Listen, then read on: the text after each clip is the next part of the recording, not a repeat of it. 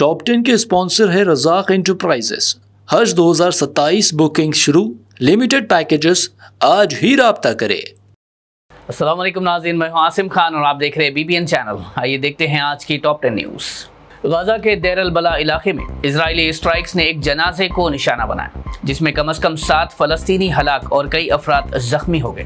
Report کے مطابق یہ جنازہ ایک ایسے شخص کا تھا جو اسی دن ایک اسرائیلی حملے میں مارا گیا تھا۔ حملے کے بعد زخمیوں کو قریبی اسپتال منتقل کیا گیا، جبکہ اسرائیلی فوج نے دعویٰ کیا ہے کہ اس کا نشانہ فلسطینی اسلامک جہاد کے افراد تھے۔ غزہ میں جاری جنگ کے دوران جنازوں اور عام آبادی کے علاقوں پر حملوں کو لے کر بین الاقوامی سطح پر تشویش کا اظہار کیا جا رہا ہے۔ ایران کے سپریم لیڈر کے ملٹری ایڈوائزر محسن رضائی نے امریکہ کو سخت وارننگ دیتے ہوئے کہا کہ اگر امریکی حملے جاری رہے تو ایران ڈیفینسو مرحلے سے نکل کر آفینسو اور تباہ کن مرحلے میں داخل ہو جائے گا۔ انہوں نے کہا کہ اس صورت میں ایران اپنے دشمنوں کے خلاف زیادہ سخت اور وسیع پیمانے پر جوابی کارروائی کرے گا۔ یہ بیان امریکہ اور ایران کے درمیان بڑھتی ہوئی جنگ اور لگاتار حملوں کے درمیان سامنے آیا ہے۔ ایران نے یونائیٹڈ نیشنز کو ایک خط بھیج کر الزام لگایا کہ امریکہ ایران کے خلاف اپنی اگریشن میں اضافہ کر رہا ہے۔ ایرانین حکومت نے کہا کہ امریکی حملے ایران کی عوام اور بنیادی ڈھانچے کو نشانہ بنا رہے ہیں اور ان کارروائیوں کو فوراً روکا جانا چاہیے۔ تہران نے UN سے مطالبہ کیا کہ وہ امریکہ کی کارروائیوں کا نوٹس لے اور انٹرنیشنل قانون کے تحت اپنی ذمہ داریاں ادا کرے۔ ایران اور امریکہ کے درمیان بڑھتی ہوئی کشیدگی کے بعد دونوں طرف سے سخت بیانات اور جوابی کارروائیوں کا سلسلہ جاری ہے۔ کانگریس لیڈر راہل گاندھی نے دہرادون میں چھاتروں کی گونج پروگرام کے دوران کہا کہ پیپر لیک صرف 1 یا 2 افراد کی وجہ سے نہیں، بلکہ پورے نظام کی ناکامی کا نتیجہ ہے۔ انہوں نے الزام لگایا کہ تعلیمی اداروں اور ریکروٹمنٹ سسٹم پر سیاسی اثر ہے اور اسی وجہ سے بار بار پیپر لیک کے واقعات سامنے آ رہے ہیں۔ راہل گاندھی نے دعویٰ کیا کہ پچھلے 10 سالوں میں تقریباً 7.5 کروڑ اسٹوڈنٹس پیپر لیکس اور ایگزام کینسل ہونے سے متاثر ہوئے ہیں۔ انہوں نے تمام سیاسی جماعتوں سے اپیل کی کہ تعلیم کو سیاست سے دور رکھتے ہوئے مل کر اس مسئلے کا مستقل حل نکالا جائے۔ دلی پولیس نے سوشل ایکٹیوسٹ سونم وانگچک کو ان کے بھوک ہڑتال کے 21ویں دن زبردستی جنتر منتر سے ہاسپٹل منتقل کر دیا۔ پولیس کا کہنا ہے کہ یہ قدم دلی ہائی کورٹ کے آرڈر اور ڈاکٹرز کی صلاح پر ان کی صحت کو دیکھتے ہوئے اٹھایا گیا۔ اس واقعے کے بعد جنتر منتر پر کافی افراتفری بھی دیکھنے کو ملی اور کچھ احتجاج کرنے والوں نے پولیس کی کارروائی پر شدید اعتراض بھی جتایا۔ سونم وانگچک کی اہلیہ گیتانجلی نے کہا کہ انہیں ہاسپٹل لے جانا غلط تھا۔ انہوں نے کہا، میری اجازت کے بغیر انہیں کوئی دوا یا ٹریٹمنٹ نہ دیا جائے۔ اگر میری رضامندی کے بغیر کچھ بھی ہوا تو اس کی ذمہ داری متعلقہ افراد پر ہوگی۔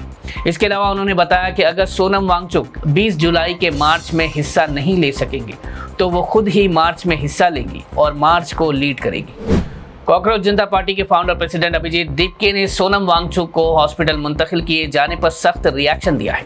انہوں نے کہا کہ اگر حکومت کو لگتا ہے کہ سونم سر کو یہاں سے لے جانے سے یہ تحریک ختم ہو جائے گی تو وہ غلط سوچ رہے ہیں۔ دیپکے نے کہا کہ ہم یہیں رہیں گے اور 20 جولائی کو پارلیمنٹ کی طرف مارچ کریں گے۔ انہوں نے مزید کہا کہ اب تک ہمارا مطالبہ صرف ایجوکیشن منسٹر دھرمیندر پردھان کے استعفے کا تھا، لیکن اس قدم کے بعد اب ہم وزیر اعظم نریندر مودی کے استعفے کا بھی مطالبہ کریں گے۔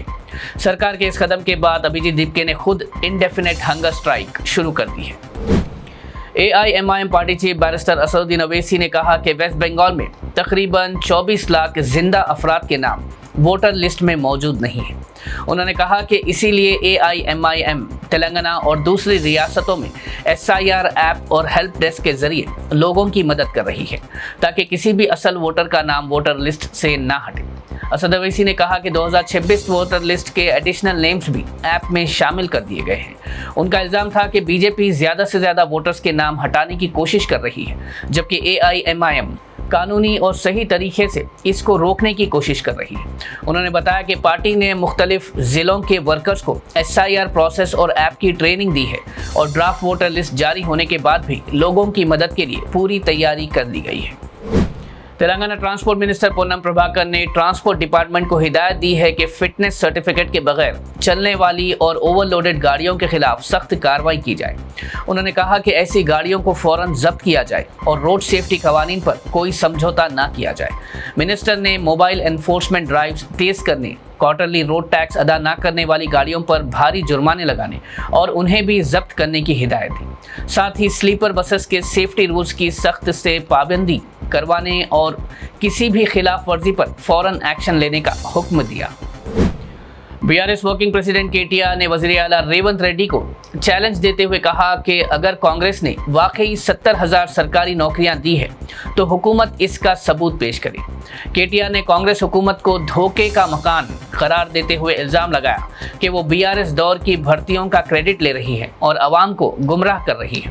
انہوں نے کہا کہ حکومت تمام اپائنٹمنٹس کی تفصیل اور اصل فگرز پبلک کرے تاکہ حقیقت سب کے سامنے آ سکے۔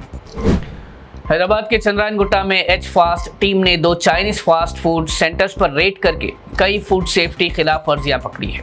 ریڈ کے دوران 20 لیٹر استعمال شدہ کوکنگ آئل، 40 کلو فرائیڈ چکن، 40 کلو کلرڈ را چکن اور سنتھیٹک فوڈ کلرز بھی ضبط کیے گئے۔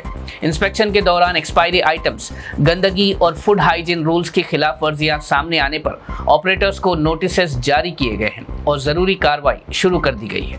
ایچ فاسٹ نے عوام سے اپیل کی ہے کہ اگر کہیں ملاوٹی یا غیر صاف فوڈ کی شکایت ہو تو ٹول فری نمبر 8712661212 پر اطلاع دیں تاکہ فوراً کارروائی کی جا سکے۔ ناظرین، یہ تھی آج کی ٹاپ 10 نیوز۔ دیکھتے رہیے BBN چینل۔ مجھے دیجیے اجازت۔ اللہ حافظ۔ کیا آپ بھی حج 2027 کی سعادت حاصل کرنے کا خواب دیکھ رہے ہیں؟ اب وقت آ گیا ہے اپنے اس مقدس سفر کی منصوبہ بندی کرنے کا۔ رزاق انٹرپرائزز کی جانب سے حج 2027 بکنگ کا باقاعدہ آغاز۔ حج پیکیجز کے ماہرین، مکمل رہنمائی اور مشاورت، ویزا، ٹکٹ، رہائش اور ٹرانسپورٹ کا بہترین انتظام، تجربے کار اور قابل اعتماد ٹیم کی خدمات، آرام دہ قیام، ہر مرحلے پر رہنمائی اور تعاون۔ آج ہی رابطہ کیجیے۔ حج 2027 کے محدود پیکیجز کے لیے اپنی سیٹ ابھی محفوظ کروائیں۔ Razzaq enterprises, overseas man power consultant, حج اینڈ عمرہ specialist. Head office shop number 169، first floor, Babu Khan estate, Basheer Bagh, Hyderabad.